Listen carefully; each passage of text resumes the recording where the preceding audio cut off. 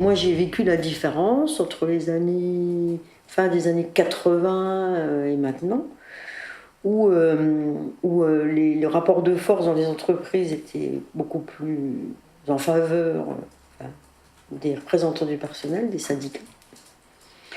Et on sentait, nous, la différence. Hein. Ils ne nous interpellaient pas pour un oui, pour un non. Le terrain, il n'était pas aussi souvent qu'aujourd'hui placé sur le terrain du droit. Il était sur le terrain du rapport de force. Ils s'en foutaient du droit. Hein. Ils ne demandaient pas à l'inspecteur du travail d'intervenir, il allait trancher en droit, ils s'en foutaient du droit. C'était pas ça, c'est pas ça qui allait régler la question. C'est le rapport de force. Moi, je l'ai vu l'évolution, vraiment, vraiment. L'organisation syndicale est quand même globalement en ce moment affaiblie. Bon, hein, ça fait 30 ans qu'ils prennent des pains, les syndicats, et à force de prendre des pains comme ils en prennent, forcément, au bout d'un moment, il y a une sorte d'affaiblissement qui fait que ils deviennent plus les salariés. Je mets quand même des réserves parce que quand il y a des élections professionnelles, dans les entreprises où il y a des syndicats, les gens votent beaucoup et votent pour ces syndicats. Et les taux de participation aux élections professionnelles ne feraient pas lire n'importe quel responsable politique quand on compare aux élections politiques. C'est quand même important de le dire. Et les gens votent très majoritairement pour les organisations syndicales. Donc ça, je pense que c'est important. Par contre, les gens s'engagent très peu dans les organisations syndicales. Voilà, ça c'est... ils délèguent en quelque sorte leur représentation comme nous, citoyens, on délègue notre représentation aux élus politiques, quoi. On se retrouve confronté avec des gens qui gagnent très peu, et qui cherchent effectivement à gagner le plus. Et gagner plus, c'est renoncer à ses congés, c'est renoncer au repos hebdomadaire, c'est renoncer au repos journalier pour enchaîner sur derrière des doubles boulots, etc. C'est travailler le dimanche, etc. Et tout ça, effectivement, sous le volontariat, un volontariat qui contraint. Voilà, donc on en est là aujourd'hui et nous on est là pour rappeler qu'il y a quand même des droits, il y a du droit au repos, etc. Et parfois on risque entre guillemets de se mettre à dos certains salariés qui souhaitent se faire exploiter pour gagner plus, évidemment. Le monde du travail s'est considérablement durci ces 20-30 dernières années, mais particulièrement ces 10 dernières années. C'est-à-dire que c'est des mouvements qui sont à l'œuvre depuis longtemps, mais qui là atteignent une telle intensité que ils font de plus en plus de dégâts, et particulièrement, je trouve, depuis ces 10 dernières années. Hein. Les nouvelles formes de management, intensification du travail, surveillance sociale des salariés, etc.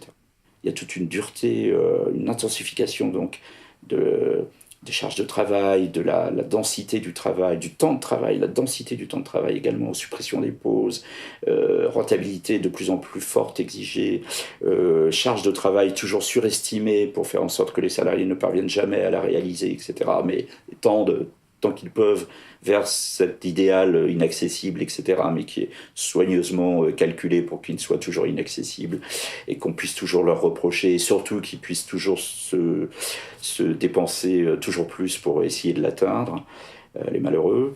Et donc, tout ça, oui, tout ça est quand même relativement récent. Et relativement récent, mais parce que c'est aussi une évolution sociale.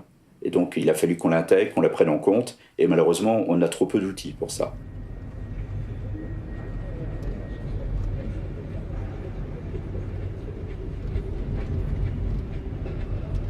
Il n'y a pas une entreprise qui ne pense pas qu'il faut pressionner un peu plus. Les grandes entreprises, La Poste, France Télécom, ont décidé que tous les 18 mois, il fallait changer d'organigramme. Donc, alors on change. Et donc, systématiquement, ça déstabilise les gens. C'est-à-dire que d'abord, les gens, ils ne voient pas à plus de 18 mois à leur vie. Deuxième, donc ils vont fermer leur gueule. Et deuxièmement, on change de travail, on change de chef, on change l'organigramme. Tu faisais ceci, tu feras cela. Tu étais à tel endroit, tu iras à tel autre. Les organisations sont de plus en plus complexes et puis pour parler comme les chefs d'entreprise, ils sont souvent recentrés sur leur cœur de métier. Je mets des gros guillemets autour de cœur de métier, ce qui fait que quand tu contrôles certaines grosses entreprises tertiaires, évidemment, depuis longtemps, le nettoyage des locaux a été sous-traité, le gardiennage des locaux a été sous-traité. De plus en plus souvent, l'accueil est sous-traité. C'est-à-dire que c'est des sociétés spécialisées. Les informaticiens, c'est des prestataires extérieurs, donc des sociétés extérieures. S'il y a une activité logistique dans l'entreprise, en général, les entrepôts sont gérés par des sociétés de logistique spécialisées. Au lieu que tu aies un seul employeur, tu en as une dizaine. Et donc, du coup, tu as des gens qui ont des problématiques différentes. Il y en a peut-être certains dont les heures sup seront payées, d'autres non. En plus, ils n'ont pas tous le même régime. Il y en a qui auront un bon accord d'entreprise de réduction du temps de travail, d'autres qui n'ont rien du tout. C'est un tel, il est mieux payé que moi. Ah, travail légal, c'est légal. Mais c'est votre salaire, c'est votre collègue. Ah on fait le même boulot, le même service. Oui, mais votre employeur, c'est le même.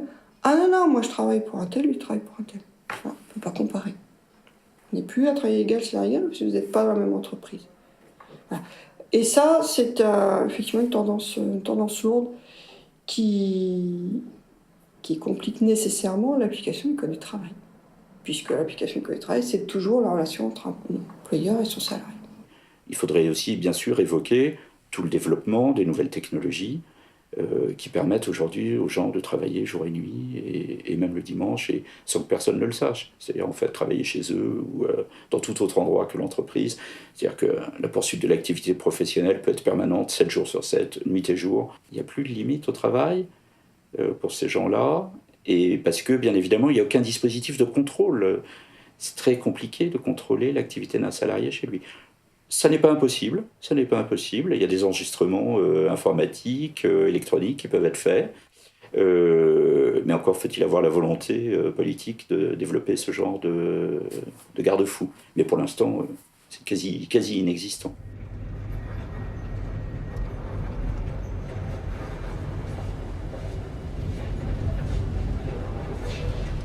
Je me rappelle quand je suis arrivée, j'avais pas tant de sollicitations sur des cas, on va dire, je vais globaliser, des cas de harcèlement. Parce qu'après, juridiquement, est-ce que c'est du harcèlement ou pas? Mais en tout cas, des cas de souffrance au travail. Ça m'a... j'en ai à toutes mes permanences. Mais avant, je n'avais pas ça. Je n'avais pas tant de sollicitations sur ces thèmes-là de souffrance au travail. Alors, des cas de harcèlement ou des cas d'attitude, de dénigrement, d'isolement des salariés, beaucoup d'arrêts maladie des salariés. Et moi, j'ai de plus en plus des cas d'inaptitude au travail que je traite pour des salariés protégés qui ont un mandat pour des ruptures de contrat de travail. Donc cette évolution-là, on l'a reçue vraiment dans la figure. Hein. Dans un premier temps, c'était vraiment dur. Tout le monde disait, on reçoit des gens qui pleurent, qu'est-ce qu'on fait?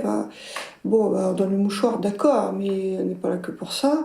Avec beaucoup de discours, moi je suis pas un psy, je veux pas faire ça.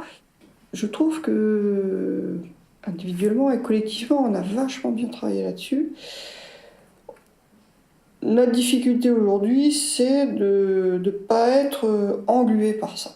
Parce que pendant qu'on s'occupe de la souffrance, tout le reste, on ne peut pas tout faire, donc il ne faut pas non plus oublier le code du travail dans ses fondamentaux. Donc on s'adapte toujours. C'est la grande force de l'inspection. Hein. C'est comme elle est sur le terrain et au contact des salariés, elle s'adapte toujours. Mais effectivement, il n'y a pas toujours les moyens de répondre aux problèmes nouveaux. Bon, ça c'est frustrant. C'est frustrant pour les salariés qui viennent en disant « mais alors ?» Ah oui. Mais le droit ne le dit pas. Et l'agent de contrôle, il doit avoir du droit derrière lui. Il y a des gens qui sont vraiment dans la merde, quoi, au boulot, qui souffrent, c'est clair, hein, et à qui il faut absolument arriver à dire non, je ne pourrai rien faire pour vous. Ah ben ça, c'est vachement dur. C'est très très difficile à faire, je trouve. Mais c'est pas leur rendre service que de leur laisser croire qu'on va pouvoir tout faire. Et ce que moi j'appelle le bureau des pleurs, c'est ça. C'est les gens qui viennent passer une demi-heure, 3/4 d'heure, 1 heure à expliquer ce qu'ils vivent, hein, qui est objectivement très difficile. Voilà, mais on les écoute. Parfois, on va même leur chercher un petit café, on leur sort un mouchoir quand c'est nécessaire, et on leur dit « ouais, mais là, vous savez que... oui, mais je voulais savoir si c'était bien normal. » C'est pas illégal, quoi. Voilà. Ce que vous vivez n'est pas illégal. C'est peut-être pas normal, c'est peut-être pas moral, mais c'est pas illégal. Votre patron a le droit. Moi, je fais pas les lois. Ah, c'est ce que je pensais. Ben, je vous remercie de votre accueil. Hein. Et ils partent comme ça et ils défilent. Moi, je sais que ça m'a épuisé, ça, à l'inspection du travail. Peut-être plus que tout le reste. Cette évolution-là, la case des collectifs de travail, le sentiment que les salariés n'ont plus d'appartenir à un groupe, à un collectif, à une classe, voilà, de refuser même, de se dire qu'ils ont les mêmes problèmes que le copain d'à côté, les mêmes, et que c'est pas juste leur problème à eux, et que tout seuls ils n'y arriveront pas, c'est terrible, ça a des effets absolument terribles. Ça.